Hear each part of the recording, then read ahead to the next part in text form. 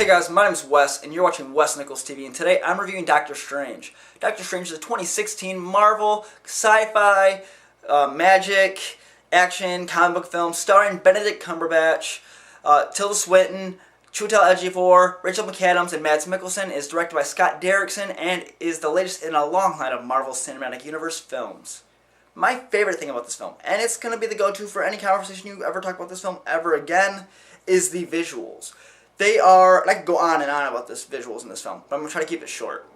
They are, if nothing else, incredible. They are almost, I'm struggling to think of another film that stands up to the use of, not only are they just visually awe and jaw-dropping, they are, the use of them throughout the film and actually being a part of the story and the action is incredible. I have never seen something like that before, where it's not just, oh, look at how detailed everything is, but how they use it in the story and how it makes everything fit. It's just so awesome.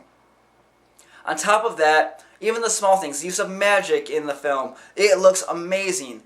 The smallest details, the color scheming of the film felt different. It's a Marvel Universe film that doesn't feel like it's a Marvel Universe film, but at the same time, it feels perfectly like a Marvel Universe film. I don't know how to describe it, but it's amazing how well it fits.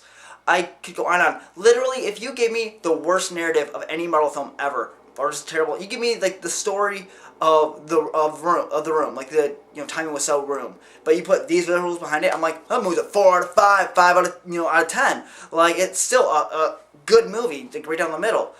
But you get, on top of that, you get great performances. Everybody in this movie just acted their ass off. Benedict Cumberbatch has done what Robert Downey Jr. did. He fully encompasses this character. He has the wit that's like a requirement to be a Marvel Cinematic hero, and he also has this way of just giving you everything you want out of it. Like, he's a prick. He's an egotistical prick in the beginning of this movie, and you buy that 100%. And so when something bad happens to him, you're like, yes, tragedy, but you're whining an awful lot. Like, you have all this stuff, and you still, like, whining. And you have me kind of like, eh. And that's what they wanted you to do. And then they have it turn, and yes, this is a very grand scale film, but at the same time, it's a very character-driven film. It's his story, and a lot of it's on him because they wanted to make him, built up to fit with the Avengers, and they nail that. But watching his arc from this prick to this person who eventually sees the world's greater than just him is amazing, and they do it so well. And a lot is because of his supporting cast. Tilda Swinton just drills the biggest, out of the park home run you could have asked for. She is just something, you get immersed in her performance. She's captivating. You understand why she is, the ancient one. She's beyond time. She has answers for kind of everything, but at the same time her answers have questions, and you wonder, how much does she know? What is this? And it really fits with the story, guys. On top of that, Mikkelsen, as far as acting goes, is wonderful in this film. He is you understand why the villain is who the villain is because of this acting performance, and he makes what good out of the character is because of him, in all reality. Chiwetel Ejiofor was underused in this film, but that's this film. I feel like in the next one, we're really going to get a lot of him. That's a little bit of a spoiler. On top of that, Rachel McAdams is truly his heart. You can see that she really understands the best potential for Stephen, and because of that, it kind of always leads back to her in some ways, but not in the ordinary superhero way. And I appreciated that. So you have insane visuals, you got brilliant acting, you have a story that is on the nose, like, oh, okay, yeah, but then you're watching it, and at no point do you get bored. So much so, this is about an hour and 45 minute, an hour and 50-minute long film. And for most films, that's about the time you're like, alright, I'm getting ready to tap out, this is good. I could have watched a 3-hour cut of this. No question. Give me another 30 minutes at the beginning, another hour in the middle, and another 10-15 minutes of the third act. Zero question, I'd be so happy. I'll give you all my monies. All of it. And that's not a lie. I love that portion of, like, everything. Like, I was waiting for the moment, like, okay, I'm out. Like, this is where they kind of lost me. Never did it happen. Never did it happen. There are so many, gotta stop, I'm going back into the visuals. On to my negatives. Not a whole lot, and even the things I'm going to say aren't the biggest deals to me. They try comedy in this film. Some of it works. Some of it works actually pretty seamlessly and smooth, and it adds to who all the characters are. The stuff with Wong knocks it out of the park. I really thought that was funny. But the stuff with the cape, about 50-50 for me. My buddy liked almost all the stuff with the cape. It was in very much ways a character in itself, but there's a scene where he pops his collar and the cape's messing with his face. Let all the wind out of that like sail that I had going for a good amount, and it took me about 30 seconds to kind of get back into what was going on. So that is a small negative, but it's a negative nonetheless. The biggest negative, and this is like officially like I want to call like the Marvel villain negative, like it's just their biggest issue. And it's because they really want to push the hero. They want you to really get on board, and this is our hero. And not just for this story, but because they have to make you really buy in once he joins the Avengers in the greater world. But this is an hour and 50-minute long movie. Most Marvel films are like 2 hours. Some are a little more than that. So why didn't you dedicate that extra time to just really focusing in on our villain? Because you had the performance you needed. You got that. No complaints. I don't ever want to hear anybody complain about the performance that Mads Mikkelsen gave.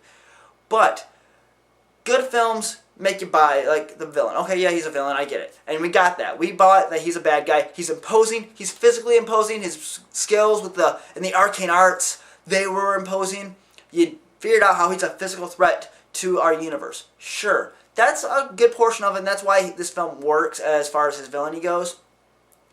But the great films, the brilliant films, as far as you understanding where everything around it comes from, are the villains that you can see their side, and a little part of you buys into their, theory. Where you're like, he's the bad guy. I know he's the bad guy, but I might be on his side because he makes a lot of sense right now. And this film just doesn't do it. You give me 10 more minutes with his performance, you're told this is the guy who gets followers. He was here. He was very much like Stephen Strange. He had ego-driven. He's so smart. But that turns him to like the dark side kind of in like this universe. Why did we not see that? If you show us this, maybe we'll buy into it, and then when the big face-off happens, we're like, oh my god. Instead we got cool visuals, but it could have been just a little, it could have been more. And then they toss in like another Marvel issue where you have this villain who's working fine, but they feel like, okay, well, we need to one-up it a little bit because we understand we're lacking something, I guess. And they push this other thing, and I'm trying to avoid spoilers, guys, and that becomes a thing that really reduces our main villain, because once we see the villain again, we're like, oh, yeah. And then it ends so quickly and ties so up so quickly that you're like, okay. Still, I loved this film, and I wanted to watch so much more of it, and the end credit scenes are good.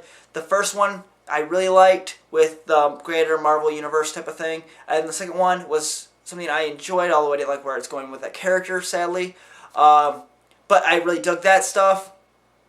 Overall, though, I really enjoyed my time at the movies. I want to watch it again. I want to watch it like 4 more times. I really love this film. That's why I'm going to give it an 8. I almost said 9. I'm going to give it an 8.7, 8.8 out of 10. I think had they done the stuff with the villain more and really fleshed that out and made him a meatier villain that I could have kind of bought into, it would have been a 9.5. That's my big thing I would change in this film to make it better. But that's just my opinion, and I want to know yours. Let me know in the comment section down below, and let me know what you would do to make this film better. What would you have changed? Would you have added more comedy? Would you take the comedy out? Would you have added some more creepy elements, just some great horror stuff, some very freaky stuff with hands in this movie? And would you have done more of that? Let me know in the comment section down below. While you're down there, click that like button right over here if you like this video. Click subscribe right down here if you want to get all of my videos, like my review for another Marvel film right there. Probably Civil War. The latest Marvel film? I don't remember which one was the latest one. It'll go right there. You can follow me on Twitter at WesNichols14, not TV, that's weird. WesNichols14. You can share me on social media anywhere you like. It'll help me out a lot. Thank you for watching, guys. My name is Wes. You're watching Wes Nichols TV. Have a great night. Bye.